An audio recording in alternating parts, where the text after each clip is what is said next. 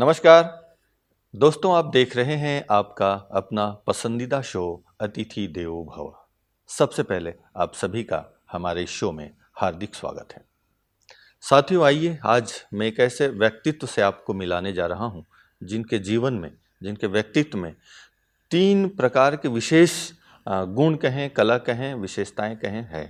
एक तो वो साहित्य जगत से जुड़े हुए हैं, कई मंचों में आप जाते रहे हैं और बहुत सुंदर संदेश देश दुनिया के लिए आप मंच के माध्यम से देते हैं और शिक्षाविद भी हैं।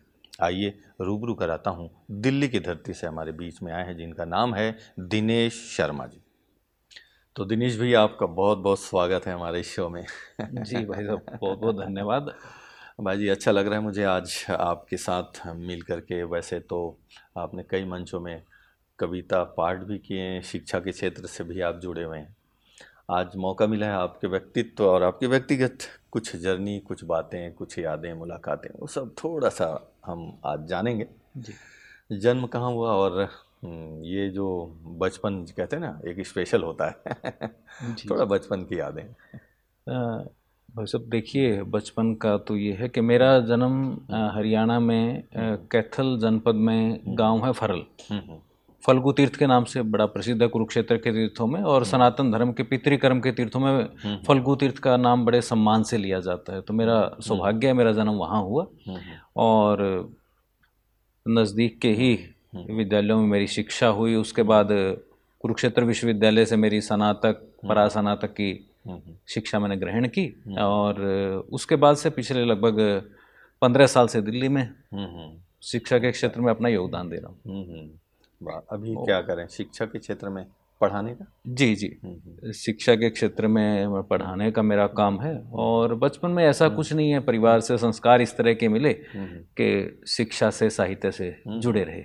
और ये एक्चुअल में शिक्षा, साहित्य और मंच एक बहुत कनेक्ट है एक जी दूसरे जी से। जी जी। एक शिक्षक कहीं ना कहीं मंच से तो जुड़ा ही होते हैं, और शिक्षक हैं तो फिर साहित्य के साथ भी कनेक्शन, बच्चों को पढ़ाना। वैसे मेन, आप अगर रुचि की बात करें, आप किन विषयों को लेकर के आप लेखन करते हैं, और पढ़ाना हो तो किस विषयों को लेकर के पढ़ाना? वैसे देखिए कि है क्या, क्योंकि शिक्षा के क्षेत्र से जुड़ा हुआ हूँ तो कहीं ना कहीं एक जिम्मेदारी बनती है। जो लिखा जाए वो मेरे पाठकों के अलावा जो मेरे शिक्षार्थी हैं, विद्यार्थी हैं, उनको भी ध्यान में रखना पड़ता है। कोई चीज़ ऐसी ना लिखी जाए जो आने वाली पीढ़ी को गलत संदेश दे। बराबर। तो समाज के लिए लिखता हूँ, देश प्रेम के लिए लिखता हूँ। कुछ अच्छा बने, व्यक्ति जीवन में सफल, मतलब कोशिश वही रहती है कुछ अच्छा कलम से लिखा मोटिवेट, जाए, हाँ, मोटिवेट किया जिसमें जाए। मोटिवेट हो। बहुत अच्छा। पढ़ाते समय भी बहुत सारे विद्यार्थी हैं, उनके मन में भी कई प्रकार के सपने होते हैं।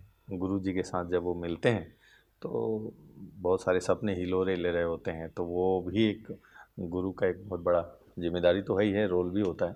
जी। क्या फील होता है आपके तीनों जो क्षेत्र हैं, शिक्षा, साहित्य और मंचों में जाना आना, ये कैसे मैनेज होता है? इसमें तो देखिए भाई साहब, जो मतलब मेरा मानना है, मैं ये मानता हूँ कि आप कहीं भी हैं, हर मंच पे, हर इंटरव्यू में ये सवाल होता है कि 3-4 चीज़ों का आप कैसे मैनेज कर पाते हैं। तो मेरा एक ही जवाब होता है कि एक समय पर मैं एक ही होता हूँ। अध्यापक हूँ तो केवल अध्यापक हूँ, मंच पर हूँ केवल मंच संचालक हूँ, मंच पर बतौर कवि हूँ तो केवल कवि हूँ। वो दूसरी चीज़ें फिर एक तरफ रहती हैं। हालांकि उनका योगदान होता है, उनकी हाँ, सकारात्मकता एक आपके दूसरे साथ से। होती है, पर वहाँ कोशिश यही रहती है कि 100% वही काम किया जाए जिस जिम्मेदारी के साथ आप हैं। इसलिए थोड़ा मुझे लगता है अच्छा हो पाता है। बचपन में ही आप थोड़ी सी अगर बात करें, सबका अलग अलग स्वभाव होता है। कुछ चुलबुलापन, कुछ नटखट, बचपन जैसे बीता, तो किस तरह से आपका अगर व्यक्तित्व की बात करें, क्योंकि कहते हैं कि हमारा भविष्य का जो दर्शन होता है वो बचपन का जो हमारा संस्कार है, बचपन में जो हम बिताए होते हैं, कुछ वहाँ से लगता है ऐसे। तो कैसा रहा बचपन? भाई साहब, बहुत ज़्यादा नटखटपन और उस तरह का कुछ नहीं था। पिता के संस्कार इस तरह के थे, परिवार में अनुशासन एकदम बंधे हुए। और उनकी इच्छा थी बचपन में, स्कूल में पढ़ते हुए भी, आपको मंच पे बोलना है, लिखना है। बड़ी जल्दी लिखना शुरू किया, 18-20 साल से भी पहले। मतलब आप ये मानिए कि 10वीं 12वीं में रहते अखबारों में पत्र छपवाना, छोटी कविताएं, तो उस तरह की शुरुआत हो गई थी और स्कूल में बोलना तो था ही। तो उससे ये कह सकते हैं आप शुरुआत हुई। वाह वाह। अभी आपने किताबें भी लिखी हैं, है ना? जी। कितने किताबें हो गई? मेरी 8 पुस्तकें अभी आ चुकी हैं, कुछ प्रकाशन में हैं।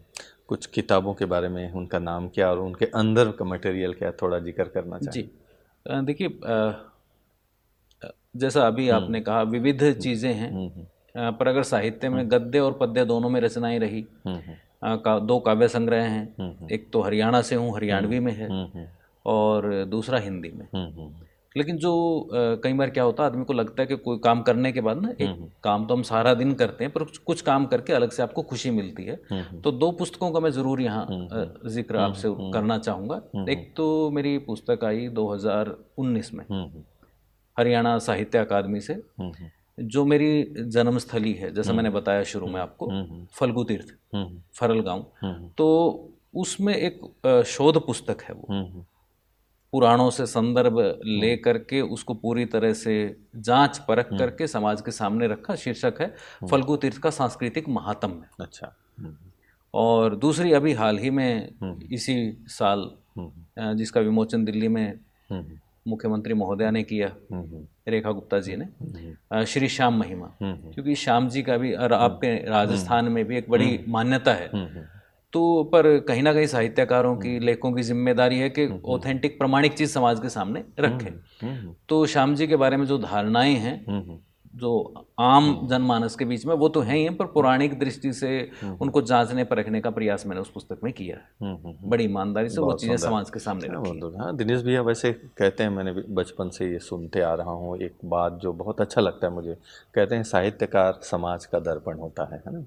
और मुझे लगता है दर्पण तो होता ही है, पर एक मार्ग प्रदर्शक भी होता है, एक दिशा भी देते हैं। आपकी अपनी रचनाओं में, कविताओं में, साहित्य में किस तरह आप जब लिखते हैं तो किस तरह से आप का जो विचारधारा है, दृष्टिकोण है, किन किन मुद्दों पर आप विशेष ध्यान जाता है आपका, और जो आपकी लेखनी में? देखिए भाई साहब, स्थितियाँ तो समाज की जैसी हैं, हम सबके सामने ही हैं, और वो केवल साहित्यकार को प्रभावित करें ऐसा भी मैं नहीं मानता। बस उसमें अंतर क्या आता है कि साहित्यकार उसको व्यक्त करता है, वो समाज के सामने आती है। अन्यथा तो बातें तो हम सब करते हैं। बराबर। और उसका असर इस तरह से भी रहता है कि आप ये देखिए कि जिस तरह से जिस मंच पे हम बैठे हैं आज, तो अगर इसी की हम बात करें तो हम सबको पता है, पर हम अपने अपने उसमें रहते हैं। एक मुक्तक से आप समझिए, मेरी कोशिश वही रहती है, जवानी रूप रंग दौलत समय के साथ लग जाता, नशा जो हो हुकूमत का काल का त्रास कहलाता, उगा है शान से सूरज शाम को ढल ही जाएगा, उगा है शान से सूरज शाम को ढल ही जाएगा, सदा तो दुनिया में सिक्का किसी का चल नहीं पाता। तो यथार्थ से वाकिफ आदमी को रहना चाहिए, जीवन की स्वीकार करना चाहिए जीवन की सच्चाई है क्या। सही बात है। दिनेश भैया, हम चूँकि आपके अंदर बहुत सारे ऐसे भंडारा तो है कविताओं का भंडार, आपको लगता है कि जो विशेष जिन कविताओं के जरिए एक बहुत से मंचों में आपका जाना हुआ, वैसे तो बहुत, अगर मैं पूछूं तो सभी कविताएं प्रिय ही होते हैं, लेकिन उनमें से कोई एक कविता शुरू करते हैं यहाँ से, जिनमें आप कविता, मुक्तब, जो भी आप सुनाना चाहें। जी भाई साहब, देखिए एक चीज़ है, एक मुक्तक और एक कविता मैं आपको सुनाता हूँ। सबसे पहली बात तो क्या है कि हम भारत के लोग जननी जन्मभूमि को बड़ा महत्व देते हैं, और कहा भी गया अपने यहाँ कि गुरु गोविंद दो मिले काके लागू पाए, बलिहारी गुरु आपने जिन गोविंद दियो मिलाए। तो सबसे पहले तो गुरु, और पहली गुरु है माँ, तो माँ को प्रणाम करना हम सबका बनता है, क्योंकि शुरुआत वहीं से होती है। सही बात। रखा हो हाथ सिर पर तो नहीं दुनिया से डरता हूँ, जमाने भर की दौलत में उन्हीं के पांव धरता हूँ, मुझे मालूम है जग में नहीं है कोई माँ जैसा, मुझे मालूम है जग में नहीं है कोई माँ जैसा, तभी हर धाम से पहले उन्हें प्रणाम करता हूँ, तभी हर धाम से पहले उन्हें प्रणाम करता हूँ। और दूसरी बात आई फिर मातृभूमि की। तो मातृभूमि तो आज जिस स्वरूप में हम जी रहे हैं, उस स्थिति को अगर हम देखते हैं तो शहीदों का बड़ा योगदान है। अगर हम आज़ाद ना होते तो क्या स्थितियां होती है, बताने की आवश्यकता नहीं है। तो इसलिए ज़रूरी होता है हम एक बार अपने शहीदों को याद कर लें, उनको प्रणाम कर लें। एक कविता है, बहुत पसंद करते हैं आप जैसे भाई मित्र जो भी हैं, आज़ादी के पावन यज्ञ में, आज़ादी एक यज्ञ, एक हवन हुआ बराबर। हम भारतीयों ने मिल करके जो शहीदों ने किया, आज़ादी के पावन यज्ञ में बन संविधान जले होते, स्वतंत्रता के चक्रव्यूह से अब तक ना निकले होते। क्या किया? देश धर्म पर हो बलिहारी, कितने बलिदान दिए तुमने, अनशन और आंदोलन भी सालों साल किए तुमने, सत्ता की ज्वाला से तुम तनिक कहीं पिघले होते, स्वतंत्रता के चक्रव्यूह से अब तक ना निकले होते। और क्योंकि आप और कविताएं भी आप चाहेंगे तो इस कविता का एक बंद और मैं आपको बता देता हूं, क्योंकि वो सारांश आ जाएगा उन शहीदों को अपनी ओर से, दर्शकों की ओर से हम। हाँ, हे असंख्य शहीदों, तुमसे है जिंदा आन और बान, भारत वर्ष कृतज्ञ तुम्हारा गाता रहता गौरव गान, संस्कार तुम्हारे ना मिलते, कहो कैसे संभले होते, स्वतंत्रता के चक्रव्यूह से अब तक ना निकले होते। वाह वाह, क्या बात है। इसलिए इसलिए उनके प्रति तो नमन बनता ही। प्रणाम, सही बात है। और ये बात भी सही है कि हमारे देश के जितने भी शहीद हुए हैं बहुत ही सम्मान योग्य हैं, और जो अभी भी वर्तमान समय लगे हुए हैं बॉर्डर पे, ये सब बहुत ही सम्मान के योग्य है, और हम सब, पूरा देश उनके वजह से सुरक्षित हैं, चैन की नींद सो पाते हैं। भाई साहब, एक आपकी बात से मुझे याद आ रहा है, लगा दी जान की बाजी हमारी जान की खातिर, लिया था चूम फांसी को हमारी आन की खातिर, नहीं आसान यूं ही सब कुछ, नहीं आसान सब कुछ यूं किसी पर भी लुटा देना, मिटे कितने ही दीवाने इस हिंदुस्तान की खातिर। वाह वाह वाह, क्या बात। तो बिना बलिदान के तो कहाँ। सही बात है। दिनेश भैया, मुझे ख्याल आता है कि आजकल, आज से 20 साल 25 साल पहले या उससे भी पहले की बात अगर हम देखें, कवि सम्मेलनों में हम लोग बहुत सुनते रहे हैं बचपन से, और अभी भी सुनते ही हैं। थोड़ा सा तरीके बदल गए हैं, सोशल मीडिया का ज़माना है। पहले कवि सम्मेलन में मुझे लगता है कई रात भर भी कवि सम्मेलन होते थे, आज भी होते होंगे कई जगह पे। थोड़ा सोशल मीडिया ने, यूट्यूब ने, टेलीविज़न ने सब थोड़ा स्थान बनाया, अलग बात है, विस्तार तो हुआ है। लेकिन जो कवियों का जो आउटपुट है, जो फॉरवर्ड कर रहे हैं कविताएं, उसमें सभी लोग तो नहीं, पर कुछ लोग, और जो कुछ लोग हैं जो विकृतियां भी परोसते हैं, द्विअर्थी बात करके लोगों को एक मनोरंजन, केवल संदेश नहीं उसमें, केवल मनोरंजन, थोड़ी सी द्विअर्थी लेकर के, तो थोड़ा कुछ कमियां आई है जो नैतिकता है कवियों के लिए। नहीं तो इतने कवि हुए हैं देश में, इतिहास भी साक्षी है, जो देशभक्ति के ऐसे ऐसे कविताएं लिखे हैं और पूरी दुनिया को झकझोर दिया है, किताबों में वर्णित है उसका। थोड़ा स्तर कहीं न कहीं, थोड़ा सा कुछ चंद शॉर्टकट रास्ता अपनाने वाले कवि हैं, जी जी, उनको आप जरा रोकने के लिए कुछ कहिए। देखिए, असल में तो क्या है कि किसी भी कार्य की शुरुआत ना खुद से होती है, तो पहली कोशिश तो यही है कि हम खुद ऐसा कुछ ना करें कि उसके ऊपर आप कुछ बोलने की स्थिति में ना हो। दूसरा ये है कि निश्चित रूप से केवल कविता के क्षेत्र में, कवियों के क्षेत्र में नहीं, मनुष्य का बनाने वाले ने तो कमाल बनाया है। सही बात। दिव्य मानव बनाया, उसने तो बनाने में कोई कसर नहीं छोड़ी। सही बात। लेकिन उसके बाद हमारे जो संस्कारों का पतन हुआ, उसका ये परिणाम है जो आप बता रहे हैं। और अब क्योंकि मैं बतौर कवि आपसे बात कर रहा हूँ, तो मैं कवि की बात करूँ वो ज़्यादा बेहतर है दूसरों की बात करने की बजाय।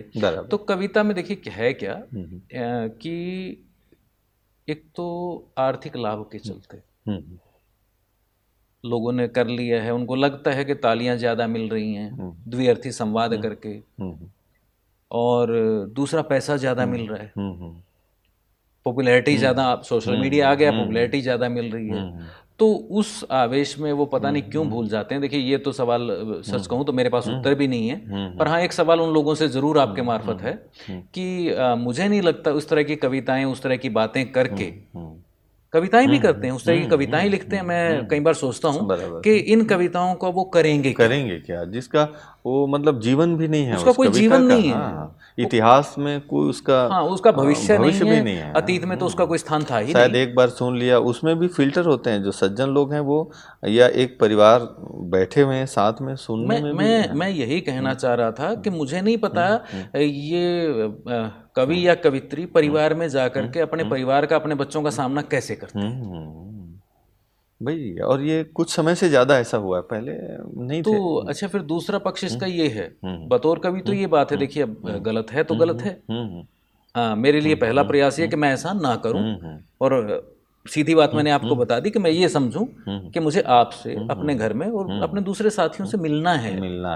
और मेरी तो बड़ी जिम्मेदारी मैं आपको शुरू में बता के चलूं, मुझे अपने विद्यार्थियों से रूबरू होना पड़ता है। कहीं वो सोशल मीडिया पे वो देख लेंगे तो अगले दिन मैं किस तरह से, बराबर, वो कहते हैं ना कैसे मुंह दिखाऊंगा, कैसे मुंह दिखाएं, सही बात है। अच्छा, फिर दूसरा एक चीज और भी है, केवल कवियों का कसूर नहीं है। हमारे परिवार की एक परंपरा हमने बना ली, जो हमारे परिवार में बैठने लायक नहीं है तो हम उसको घर में नहीं आने देते। नहीं आने देते, सही बात है। आपके घर में शराब और इस तरह के पदार्थों का सेवन नहीं होता तो आपके पड़ोसियों को भी पता रहता है कि इनके घर नहीं जाना, नहीं जाना, सही बात है, और ना ही उनको बुलाना है। तो देखिए ऐसे आयोजकों की भी हमें जिम्मेदारी है कि वो इन लोगों को क्यों बुला रहे हैं। आप बुलाना बंद कर दीजिए, अपने आप खत्म हो जाएंगे। सही बात है। देखिए बुलाने वाले ज्यादा हैं, इस तरह का काम करने वाले कम लोग हैं, तो ये और वो छांट के कुछ ऐसे लोगों को ही बुलाते हैं जो वो फ्रंट में रहते हैं। मैं यही कहना चाह रहा हूँ कि जो समाज के इस तरह के कार्यक्रमों के ठेकेदार हैं, उनको भी यही लगता है कि ज्यादा तालियां, फुहड़ता, हा हू वो मिले, संदेश मकसद नहीं है, ये समस्या है। तो इस तरफ भी थोड़ा ध्यान देना पड़ेगा, ध्यान देने की जरूरत है, और मतलब जिम्मेदारी सबकी है। हाँ, और मुझे लगता है जो सुन रहे हैं कहीं ना कहीं फिल्टर तो होगा, कुछ तो असर जाएगा। नहीं बिल्कुल, देखिए जरूर, क्योंकि सच्चाई में ताकत भी होती है, और वो हमेशा के लिए भी होती है, सदा के लिए रहती है सच्चाई, बाकी टेम्परेरी है थोड़ा सा, तो शॉर्टकट वाला, शॉर्टकट कुछ दिन के लिए लगता है। बराबर है। दिनेश भैया, आप ब्रह्मा कुमारीज के हेडक्वार्टर में यहाँ आप आए हैं, अभी पहली बार आए हैं, पहले आए थे? मैं यहाँ पहली बार आया हूँ, पर एक दो बार कार्यक्रम मैंने ब्रह्मा कुमारीज के सेंटर्स में किए हैं।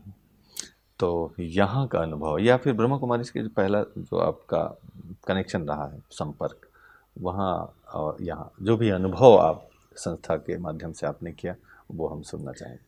पिछले प्रश्न से मैं इसको आपको जोड़ के लेके चल रहा हूँ पहले, कि ब्रह्म कुमारीज ने एक इस तरह का, जैसे एनवायरनमेंट की कवि सम्मेलन की हम बात कर रहे थे कि ये हो गया है, अब हमने एक इस तरह का वातावरण बना लिया कि ब्रह्म कुमारीज में ऐसा नहीं होगा, तो छंटनी हो गई, छटनी हो गई अपने आप। हम लोग इनवाइट करते ही नहीं ऐसे लोग, वो लोग पहले से फिल्टर कर लेते हैं। वो लोग यहाँ नहीं आएंगे, नो एंट्री का बोर्ड लग गया, नो एंट्री का बोर्ड लग गया। तो ये चीज यहाँ मैंने एक तरह से इस उत्तर में मैं ये संदेश देने की ही ये बात अपनी तरफ से भी कोशिश कर रहा हूँ कि हम निश्चित कर लें हमारी मर्यादा क्या है। वो मर्यादा सिखाता है ब्रह्म कुमारीज, अन्यथा तो ऐसा तो कोई नहीं है। देखिए मैं अभी इस कार्यशाला में भी 2-3 दिन से हूँ, कहीं कोई ऐसा संदेश नहीं है कि आपको ये नहीं करना है, इसकी पूजा नहीं करनी है, उसकी पूजा नहीं करनी, एक सीधा एक संदेश है, और वो यथार्थ है, ईश्वर एक है। नाम तो आप जो मर्जी लें, बराबर, किसने किसको मना किया। दूसरा बात ये कही भाई ध्यान लगाओ, अब ध्यान लगाओ, लगाओ, लगाना आपको है, लगाना आपको, ईश्वर तो एक ही है, देखना आपको है। तीसरी बात आपके विचार, और विचारों के बारे में तो मतलब इससे पहले भी मतलब सदियों से ये बात हुई, भारत की परंपरा के शब्द ब्रह्म है, वही बात हो रही है। हम तो अपने संस्कारों को आगे पहुंचा रहे हैं, ब्रह्म कुमारीज के माध्यम से भी यही हो रहा है कि जो संस्कार मिले उनको अगली पीढ़ी तक पहुंचाया जाए, जो अच्छी चीजें हैं जो मिस हो रही हैं कहीं ना कहीं उनको अगली पीढ़ी तक पहुंचा दिया जाए, और ये हर वर्तमान का कर्तव्य है कि भविष्य तक परंपराएं पहुंचे। तो इसलिए अच्छा, दूसरा फिर क्या है, एक तो ये हो गया, दूसरा जो व्यक्तिगत अगर प्रभाव की बात करें, व्यक्तिगत प्रभाव ये है कि मैं जहाँ भी होता हूँ, मैं खुद के ऊपर भी अप्लाई करता हूँ और अपने विद्यार्थियों को भी ये कहता हूँ कि एक यहाँ के थॉट्स से मैंने एक चीज़ निकाली, मैं अच्छा हूँ। एक बार मैंने अपने विद्यार्थियों को बताया, भाई ठीक है, आप कोई मंत्र, ये संस्कृत का मंत्र आपको याद नहीं हो रहा है, मंदिर भी आप नहीं जा पा रहे हैं, ये भी आप नहीं कर पा रहे हैं, आप एक काम करो, एक मंत्र मैं आपको बता देता हूँ, आप अपनी कॉपी निकालो और नोट करो, मैं अच्छा हूँ। सर इससे क्या होगा?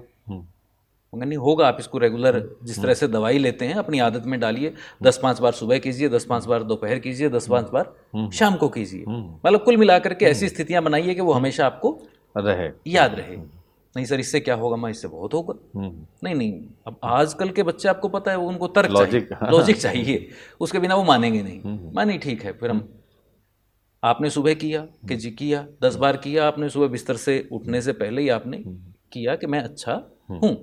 आप उठ के निकले, आपके पिताजी आपके सामने आ रहे हैं, क्या करोगे?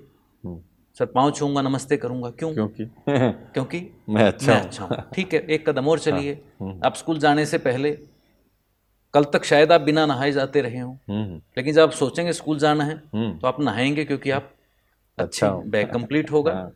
यूनिफॉर्म होगी, स्कूल जाएंगे, आप अनुशासन में रहेंगे, हर विषय को पढ़ेंगे और आने के बाद होमवर्क भी करेंगे, क्योंकि आप अच्छे हैं। अच्छे हैं। और रास्ते में कहीं सड़क पर कूड़ा पड़ा है, वो भी उठा के आप, आपका मन आपको प्रेरित करेगा कि इसको उठा के हटाओ, अंदर से हाँ भाई मैं अच्छा हूँ, मैं अच्छा हूँ। तो मतलब किसी दूसरे की प्रेरणा की आवश्यकता जरूरत ही ही नहीं। नहीं है। सही बात, ये बहुत बड़ी बात आपने एक कम शब्दों में कही, और सही बात है। ये एक ही मंत्र को अगर वो पूरा जीवन भर का, जैसे गांधी जी को किसी मीडिया वाले ने पूछा था कि जाते जाते कोई संदेश दीजिए, तो उन्होंने कह दिया मेरा जीवन ही मेरा संदेश है, ऐसा उन्होंने कहा लिखा। तो ये बहुत बड़ी बात है। हाँ, तो एक वाक्य आपका पूरा जीवन नहीं, सही मर्यादित कर बात है। देगा। हाँ हाँ हाँ। दिनेश भैया, अभी कविताओं का भंडारा तो है आपके पास, कुछ कविताएं जो आपको लगता है कि मैं जो दिल के करीब हो, कुछ कविताएं ऐसे होते हैं जो दिल के करीब होते हैं, बहुत से होंगे लेकिन उनमें से एक। देखिए, हालांकि मैं कोई आदर्श बनने की बात नहीं कर रहा हूँ, मैं खुद की बात कर रहा हूँ। पर जैसे अभी समाज की हम बात कर रहे थे, थोड़ी देर पहले सोशल मीडिया की बात आई, तो देखिए स्थितियां जो बदली हैं उसी के ऊपर थोड़ा सा मैं 2-3 मुक्तक रखूंगा, और 2-3 मुक्तक में जो आप चाह रहे हैं वो मैं बता रहा हूँ। एक तो सबसे पहले क्या है कि हम आज के दौर में सोशल मीडिया के ऊपर लगे पड़े हैं, आप और हम फोटो डालते हैं फिल्टर करके, खुद को अच्छा दिखाने की कोशिश करते हैं, लेकिन एक चीज जो फिल्टर होनी चाहिए वो नहीं हो रही है। क्या? कि नुकीले तीर सी चुभती भयानक वार करती है, किसी तलवार से गहरा सदा प्रहार करती है, जुबा काबू रखो अपनी करे औरों को जो घायल, जुबा काबू रखो अपनी करे औरों को जो घायल, लचीली है मगर हड्डी के जैसा वार करती है, लचीली है मगर हड्डी के जैसा वार करती है।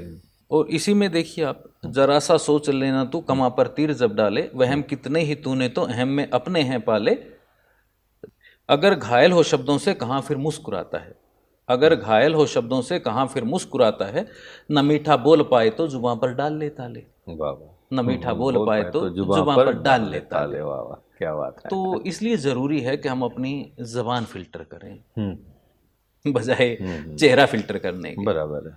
और आजकल कहते भी ना, फेसबुक मतलब पूरा फेसबुक ही है, वो फेक बुक है एक्चुअली। फेसबुक कम फेक बुक वो है। चीज़ें हो गई हैं, बस उसके लिए थोड़ा सा हमें ध्यान रखने की आवश्यकता है। और कविता की तो फिर देखिए, इससे जो स्थितियां हुई हैं समाज की में, जो पूरी स्थितियां बदल गई हैं, उसके ऊपर एक कविता है इसी तरह की। अब आपने जो मतलब खास बात रखी है, हे गिरधारी कलयुग में फिर तुमको आना होगा, इस तरह की कुछ रचनाएं हैं मेरी, जो मतलब समाज जरूर स्वागत है। धर्म स्थापित करने को अब कदम बढ़ाना होगा, हे गिरधारी कलयुग में फिर तुमको आना होगा। अब क्यों आना होगा?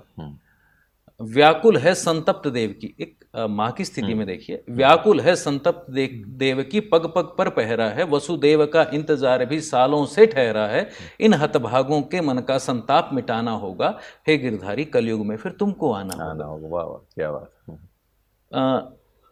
द्वापर की महाभारत अच्युत अब तक चली हुई है, चीर हरण के भय से जग में द्रौपद डरी हुई है, राखी का ऋण माधव तुमको आन चुकाना होगा, हे गिरधारी कलयुग में फिर तुमको आना होगा। क्या बात है। तो चीजें तो बदलने के लिए उम्मीद रहती है, कोशिश भी आदमी करता है, पर प्रयास करने तो बनते। बढ़े सपनों की राहों पर रुकावट खूब आती है, परीक्षा हर कदम पर रोज हमको आजमाती है, नहीं भयभीत होते हैं कभी भी हार के डर से, नहीं भयभीत होते हैं कभी भी हार के डर से, पसीना खून एक हो तो सफलता मिल ही जाती है। वाह वाह, क्या बात है।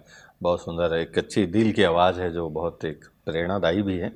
दिनेश भैया, हम जाते जाते एक संदेश के तौर पे आपके अपनी जीवन की कुछ अच्छी अनुभूतियां हैं जो यहाँ आपने की, और पहले का जो आपका अपना संस्कार है जो इस मुकाम तक आपको पहुँचाया है एक अच्छे विचार के साथ, तो संदेश के तौर पे जो लोग आपको देख रहे हैं वो भी खुश रहें और अपने जीवन को सार्थक करें, अपने अनुभव से संदेश के तौर पे क्या कहना चाहिए?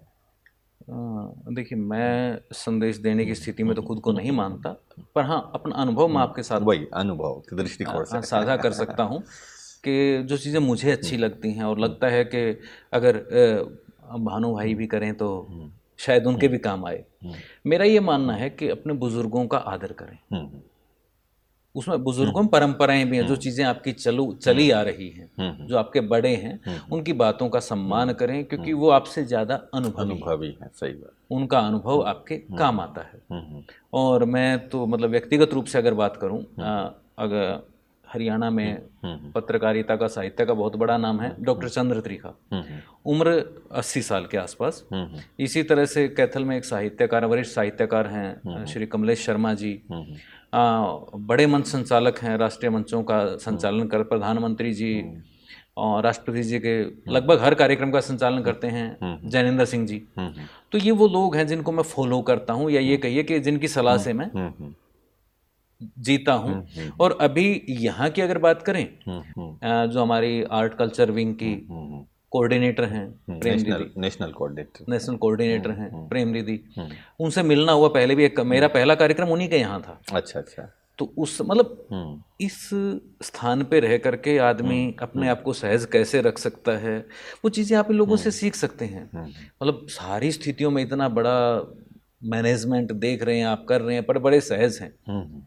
मैं पिछले 3 दिन मैंने देखा कोई 10 बार फोन करके पूछ रही हैं, हाँ भैया ठीक है आप। तो अब किस तरह से वो एक, ये बड़ों से आप चीजें सीख सकते हैं। एक केयरिंग नेचर। हाँ, ये प्रेरणा आपको बड़ों से ही मिलेगी जो आपको आगे देनी है। सही बात है। अब आपके बराबर का व्यक्ति तो ये चीजें आपको नहीं सिखा नहीं सकता, बताएगा। सही बात। तो सच में कहूँ तो मतलब अपनी दोस्ती आप करें ना, कहते हैं दोस्त, फ्रेंडशिप का जमाना है। तो अगर आपको दोस्त बनाने हैं, अपने माता पिता को बनाइए, अपने बुजुर्गों को बनाइए, वो जो आपको सिखा देंगे वो आपकी उम्र का दोस्त आपको नहीं सही सिखा बात है। उम्र के दोस्त तो कई बार भटका भी देते हैं, कंफ्यूज नहीं भी करते हैं। भटकाना उनकी इच्छा भी नहीं होती, भटकानी होती, लेकिन उनको खुद पता नहीं है, अनुभव नहीं होते, तो फिर उस स्थिति में करेंगे क्या। हाँ सही बात है। ये बात अच्छा लगा आपका कि दोस्त बनाना ही है तो अपने से अनुभवी लोगों को बनाइए, जो हमें कभी भी मिसगाइड नहीं करेंगे। जी। बहुत अच्छा लगा दिनेश भी आपसे चर्चा करके, और निश्चित रूप से हमारे श्रोताओं को भी बहुत पसंद आया है आपकी ये बातें। फिर मुलाकात होती रहेगी आपसे। आप हमारे शो में आए इसके लिए बहुत बहुत धन्यवाद जी। तो सुना दोस्तों, दिनेश शर्मा जी की बातें सुनकर आप सभी के मन में जरूर कहीं न कहीं एक अच्छी प्रेरणा जरूर मिली होगी। मन में आया होगा कि हमें भी कुछ अच्छा करना है। क्या करना है, इसके लिए आप अपने अंदर झांकिए। आपके अंदर भी क्वालिटी है, और उस क्वालिटी को जब आप पहचान लेंगे अपना, तो उस दिशा में जब चलना शुरू करेंगे तो बहुत ही सुंदर अनुभव होगा आपको, और वो अनुभव आपके जीवन को सुख शांति की दिशा में आगे बढ़ाएगा। इन्हीं शुभकामनाओं के साथ फिर मिलते हैं कार्यक्रम की अगली कड़ी में एक नए मेहमान के साथ। तब तक के लिए दीजिए मुझे इजाजत। नमस्कार। ओम शांति।